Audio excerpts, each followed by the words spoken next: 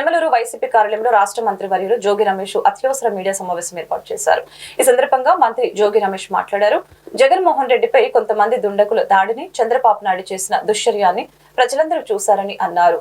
దేశంలోనే ఒక నిబద్ధత కలిగిన నాయకుడిగా జగన్మోహన్ రెడ్డి పేరు పొందారని తెలిపారు. ఇలాంటి దాడులు చేస్తే బస్సు యాత్ర ఆగిపోతుందని టీడీపీ నాయకులు ఇలాంటి దాడులు చేస్తున్నారని తెలిపారు.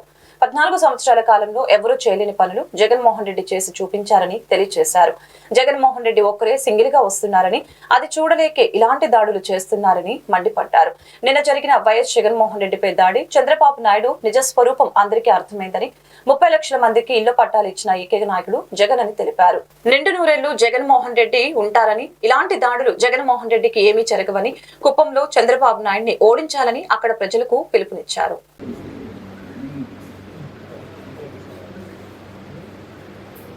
जोहार डॉक्टर बी.आर. अंबेडकर जोहार डॉक्टर बी.आर. अंबेडकर जोहार डॉक्टर बी.आर. अंबेडकर जोहार डॉक्टर बी.आर. अंबेडकर जोहार डॉक्टर बी.आर. अंबेडकर जोहार डॉक्टर बी.आर. अंबेडकर जय भीम जय भीम जय जय भीम जय దుండగులు ఆ దుండగుల చేత దాడి చేయించిన నరరూప రాక్షసుడైన నారా చంద్రబాబు నాయుడి నిజస్వరూపం రాష్ట్ర ప్రజలకే కాదు దేశ ప్రజలకు మొత్తం కూడా నారా చంద్రబాబు నాయుడి కిరాతక దుశ్చర్యని అందరూ కూడా ముక్త కంఠంతో ఖండిస్తున్న పరిస్థితులు మనం చూసాం.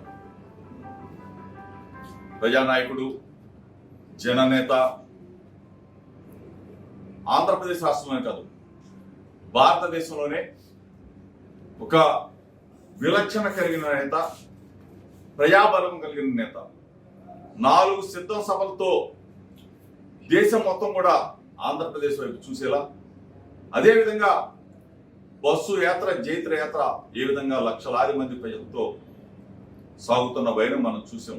ఈ పరిస్థితుల్లో చంద్రబాబు నాయుడు అండ్ కో తట్టుకోలేక కడుపు మంటతో జగనన్న మీద దాడి చేయించాలి, జగనన్న మీద దాడి చేస్తే ఏదో ఒక విధంగా బస్సు యాత్ర ఆగిపోతేనే ఒక కుట్రతో ప్రజలతో మమేకమవుతూ ఈరోజు అన్ని నేషనల్ ఛానల్స్ కూడా, అన్ని సర్వేలు కూడా వైఎస్ఆర్ కాంగ్రెస్ పార్టీ ఆంధ్రప్రదేశ్ రాష్ట్రంలో వన్ సైడ్ వార్ అని చెప్పి చెప్తున్న ఈ పరిస్థితులు, ఈ కడుపు మంటని తట్టుకోలేని చంద్రబాబు నాయుడు చేసిన ఈ దురాఘాతాన్ని అందరం కూడా ఖండించాలి.